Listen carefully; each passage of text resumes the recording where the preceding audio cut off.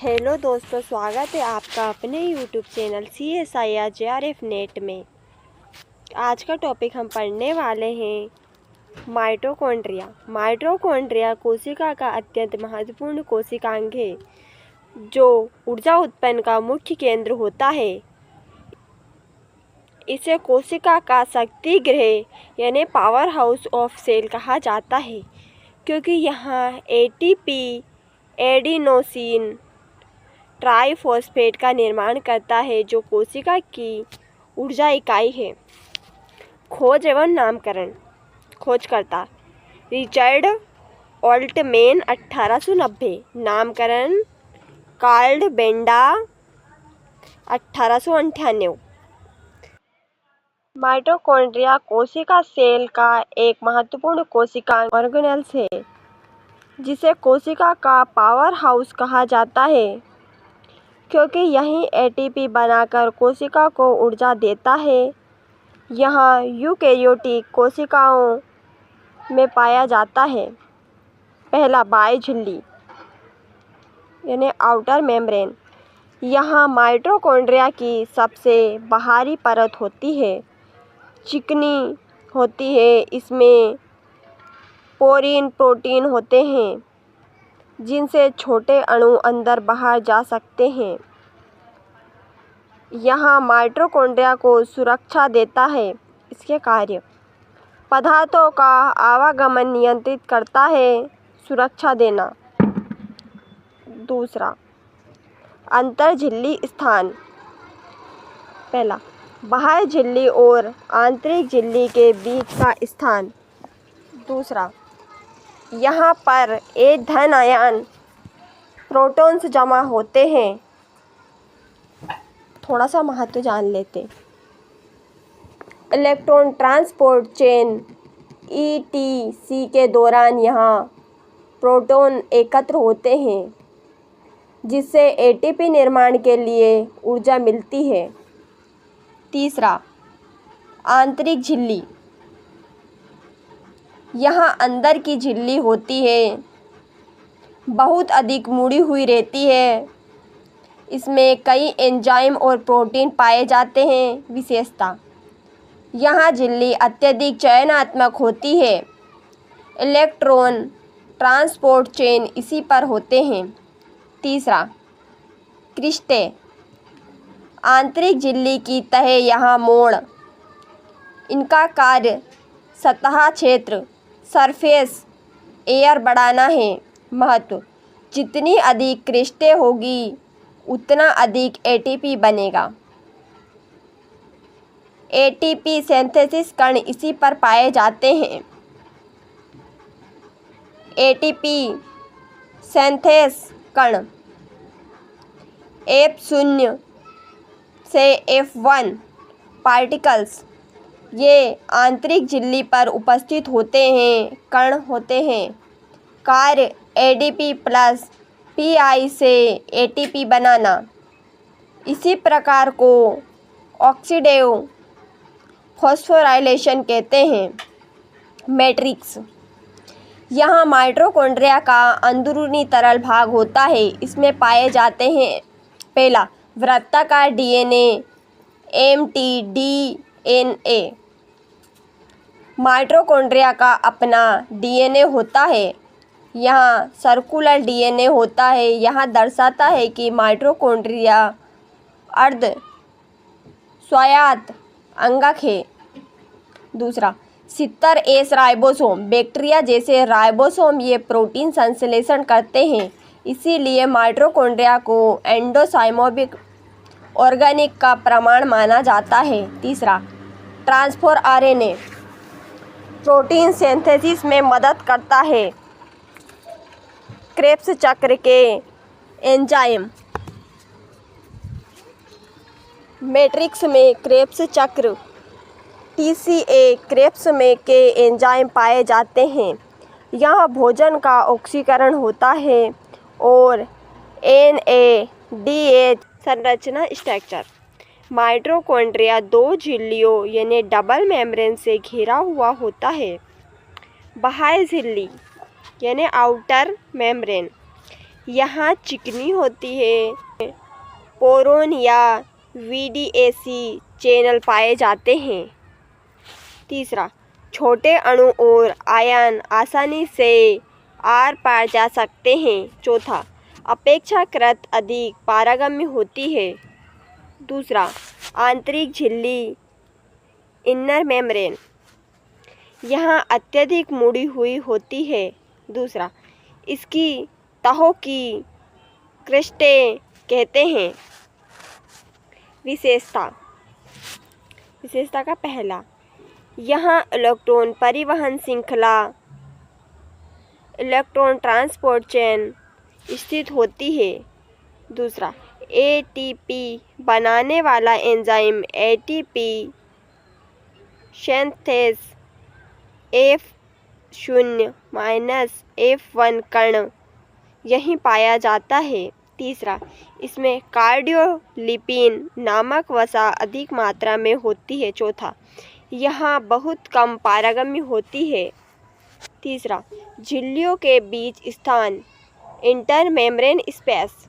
पहला, बाहरी और आंतरिक झिल्ली के बीच का स्थान। दूसरा, यहाँ प्रोटीन H धन आयन एकत्रित होते हैं। तीसरा, ऊर्जा निर्माण में महत्वपूर्ण भूमिका निभाते हैं। चौथा, मैट्रिक्स। पहला, माइटोकॉन्ड्रिया का आंतरिक द्रव भाग। दूसरा, इसमें पाए जाते हैं। तीसरा, वृत्ताकार DNA। चौथा, 70S राइबोसोम। पांचवा, tRNA यानी ट्रांसफर RNA। छठा, क्रेब्स चक्र के एंजाइम। कार्य यानी फंक्शन। पहला, ATP निर्माण ऊर्जा उत्पादन। सबसे मुख्य कार्य ऑक्सीडेटिव फॉस्फोराइलेशन द्वारा ATP बनता है। दूसरा, क्रेब्स चक्र पहला मैट्रिक्स में संपन्न होता है। दूसरा, इसमें ऊर्जा उत्पन्न करने वाले अभिक्रियाएं होती है। तीसरा, इलेक्ट्रॉन परिवहन श्रृंखला ETC आंतरिक झिल्ली क्रिस्टे पर होती है। दूसरा, ATP निर्माण का अंतिम चरण। चौथा, वसा अम्लों का ऑक्सीकरण। वसा को तोड़कर ऊर्जा बनाई जाती है। पांचवा, अमीनो अम्लों का चयापचय। कुछ अमीनो अम्ल का अपघटन और उपयोग। छठा, स्वप्रजनन यानी सेल्फ रेप्लिकेशन। द्विविभाजन बिनरी फिजन द्वारा संख्या बढ़ती है। यहाँ चित्र माइटोकॉन्ड्रिया के विभाजन को दिखाता है। माइटोकॉन्ड्रिया अपने संख्या बढ़ाने के लिए बैक्टीरिया की तरह द्विविभाजन करता है। इस प्रक्रिया को मुख्य रूप से DRP1 DNAM1 प्रोटीन नियंत्रित करता है। चित्र का पूरा वर्णन। पहला, प्रारंभिक अवस्था। चित्र के सबसे ऊपर सामान्य माइटोकॉन्ड्रिया दिखाया गया है। इसमें मुख्य भाग है बाह्य झिल्ली यानी आउटर मेम्ब्रेन, माइटोकॉन्ड्रिया की बाहरी परत, आंतरिक झिल्ली इनर मेम्ब्रेन, अंदर की झिल्ली जहां श्वसन क्रिया होती है क्रिस्टे, आंतरिक झिल्ली की तह यानी फोल्डिंग, ये ATP उत्पन्न का क्षेत्र है। मैट्रिक्स, अंदर का द्रव भाग जिसमें DNA यानी राइबोसोम और एंजाइम होते हैं। इस अवस्था में माइटोकॉन्ड्रिया लंबा या अंडाकार दिखाई देता है। दूसरा, संकुचन। चित्र के बीच वाले भाग में माइटोकॉन्ड्रिया बीच से दबता हुआ दिख रहा है। यहाँ कार्य DRP1 DNAM1 प्रोटीन करता है। क्या होता है? DRP1 प्रोटीन माइटोकॉन्ड्रिया के मध्य भाग पर आकार रिंग या स्पाइरल बनाता है। यहाँ प्रोटीन धीरे धीरे कसता है। कसाव बढ़ने पर माइटोकॉन्ड्रिया बीच से पतला होने लगता है, बिल्कुल वैसे जैसे धागा कसने पर कोई वस्तु बीच से दब जाती है। DRP1 क्या है? DRP1 एक डायनामिक रिलेटेड GTPs प्रोटीन है। यहाँ GTP की ऊर्जा का उपयोग करके संकुचन करता है। विभाजन। चित्र के अंतिम भाग में माइटोकॉन्ड्रिया दो भागों से बढ़ जाता है। इस चरण में माइटोकॉन्ड्रिया बाह्य झिल्ली अलग होती है, आंतरिक झिल्ली भी अलग हो जाती है। दोनों भाग स्वतंत्र माइटोकॉन्ड्रिया बन जाते हैं। अब एक माइटोकॉन्ड्रिया से दो नए माइटोकॉन्ड्रिया बन जाते हैं। मुख्य बिंदु। यहाँ प्रक्रिया बिलेयर विभाजन कहलाती है क्योंकि एक माइटोकॉन्ड्रिया दो भाग में विभाजित होता है। बैक्टीरिया जैसी प्रक्रिया। माइटोकॉन्ड्रिया का विभाजन बैक्टीरिया जैसा होता है। इसी कारण यहाँ एंडोसाइनोबायोटिक थ्योरी को समर्थन देता है। सिद्धांत क्या कहलाता है? यह सिद्धांत बताता है कि माइटोकॉन्ड्रिया पहले स्वतंत्र बैक्टीरिया थे, बाद में वे यूकेरियोटिक कोशिका के अंदर रहने लगे। इसीलिए आज भी उनमें बैक्टीरिया जैसी विशेषताएं मिलती है, जैसे अपना DNA, 70S राइबोसोम। विभाजन क्यों जरूरी है? माइटोकॉन्ड्रिया का विभाजन कोशिका की जरूरत के अनुसार होता है। इससे माइटोकॉन्ड्रिया की संख्या बढ़ती है, ऊर्जा उत्पन्न बढ़ता है, खराब माइटोकॉन्ड्रिया हट जाते हैं, कोशिका में सही वितरण होता है। माइटोकॉन्ड्रिया को अर्ध स्वायत्त इसीलिए कहते हैं क्योंकि पहला, इसमें अपना वृत्ताकार DNA होता है। इसमें 70S राइबोसोम पाए जाते हैं। यह कुछ प्रोटीन स्वयं बना सकते हैं, लेकिन अधिकांश लगभग 99% प्रोटीन नाभिक यानी न्यूक्लियस नियंत्रित करता है। अंतः सहजीवी सिद्धांत। Endosymbiotic theory. प्रस्तावक लीन मार्गुलिस। सिद्धांत। माइटोकॉन्ड्रिया पहले स्वतंत्र जीवाणु थे, ने आदिम यूकेरियोटिक कोशिकाओं से निगल लिया। तीसरा, बाद में वे कोशिका का स्थायी भाग बन गए। प्रमाण। द्विझिल्ली यानी डबल मेम्ब्रेन। दूसरा, वृत्ताकार DNA, 70S राइबोसोम, द्विविभाजन बिनरी फिशन, बैक्टीरिया जैसा आकार, कुछ एंटीबायोटिक्स जैसे क्लोरामफेनिकोल्स का प्रभाव, मातृ वंशानुक्रम यानी मैटरनल इनहेरिटेंस। माइटोकॉन्ड्रिया केवल मां से संतान को प्राप्त होते हैं, कारण अंडाणु में अधिक कोशिका द्रव होता है।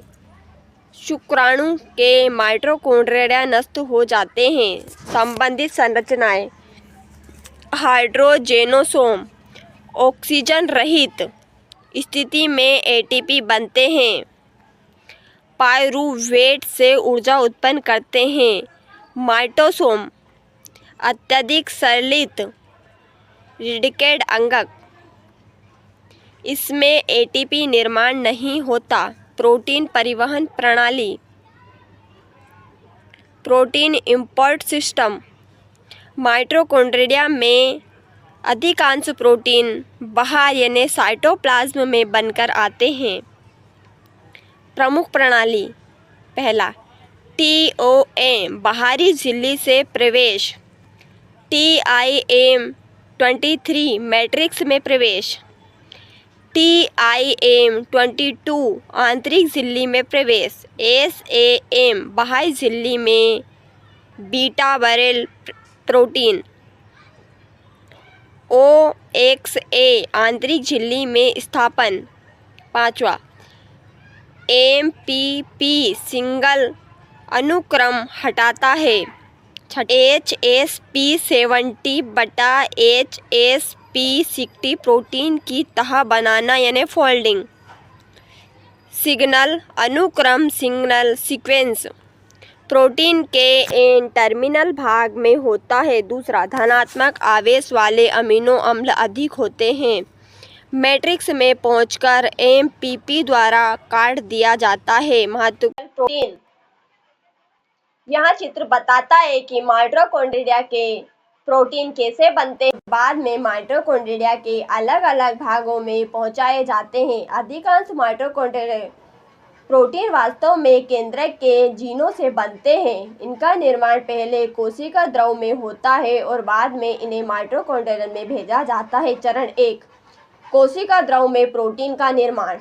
चित्र के सबसे ऊपर 70S राइबोसोम पर प्रोटीन बनता है। प्रोटीन के प्रारंभिक सिरे एन टर्मिनल पर एक संकेत अनुक्रम होता है जिसे पूर्व अनुक्रम कहते हैं। दूसरा, यही संकेत माइटोकॉन्ड्रिया को बताता है कि इस प्रोटीन को अंदर लाना है। तीसरा, कोशिका द्रव का HSC70 प्रोटीन इसे खुली अवस्था अनफोल्ड फॉर्म में बनाए रखता है ताकि यह आसानी से अंदर जा सके। चरण 2, बाह्य झिल्ली में प्रवेश। TOM complex. बैंगनी रंग की संरचना TOM कॉम्प्लेक्स। इसके मुख्य भाग TOM20, TOM70, TOM40। कार्य।